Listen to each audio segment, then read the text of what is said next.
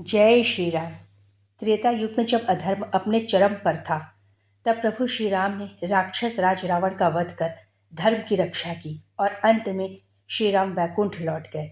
लेकिन क्या आपने कभी सोचा है कि रावण की मृत्यु के बाद उसकी आत्मा कहाँ गई? क्योंकि उसने भी अंत में भगवान श्री राम का नाम लिया था, जो कि स्वयं तारक मंत्र है। तो आइए जानते हैं इस रहस्य को।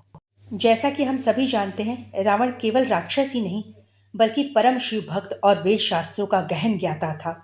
उसने ही शिव तांडव की रचना की थी। उसका जन्म कोई साधारण जन्म नहीं था, बल्कि भगवान विष्णु की ही एक अद्भुत लीला का हिस्सा था। भगवान विष्णु के इस लीला को जानने से पहले हमें वैकुंठ धाम के एक अन्य कथा को समझना पड़ेगा।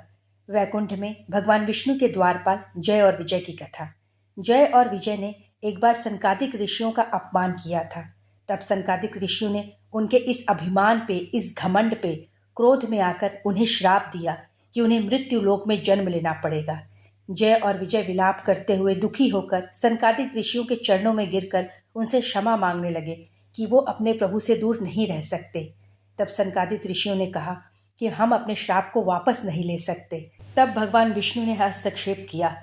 जब जय और विजय भगवान विष्णु के चरणों में गिरकर कहने लगे कि हे प्रभु, हम आपकी शरण से दूर नहीं रह सकते, तब भगवान विष्णु के कहने पर सनकादिक ऋषियों ने इसका विकल्प दिया कि या तो धरती पर मृत्युलोक में 7 जन्मों तक भगवान विष्णु के भक्त बनकर जन्म लो, या 3 जन्मों तक भगवान विष्णु के शत्रु बनकर जन्म लो। जय और विजय ने शीघ्र ही अपने प्रभु के चरणों में लौटने के लिए शत्रु रूप चुन लिया, लेकिन साथ ही भगवान विष्णु से प्रार्थना की कि हे प्रभु, आपके ही हाथों हमारा उद्धार होगा, हमें मृत्युलोक से मृत्यु का वरदान मिलेगा और हम ही आपकी समस्त लीलाओं के कारण भी होंगे।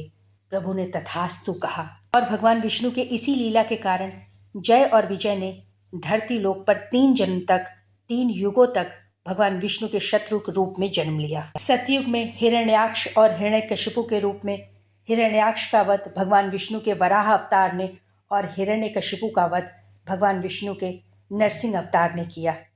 त्रेता युग में रावण और कुंभकर्ण के रूप में जिनका उद्धार भगवान प्रभु श्री राम ने किया, और अंत में द्वापर युग में शिशुपाल और दंतवक्र के रूप में जिसका उद्धार श्री कृष्ण ने किया। जब रावण का वध हुआ तब उसकी आत्मा सीधे भगवान श्री राम के चरणों में विलीन हो गई, क्योंकि भगवान राम कोई और नहीं, स्वयं भगवान विष्णु थे। इस प्रकार रावण का वध वास्तव में उसके उद्धार का मार्ग था। उसकी आत्मा पुनः वैकुंठ लौट गई।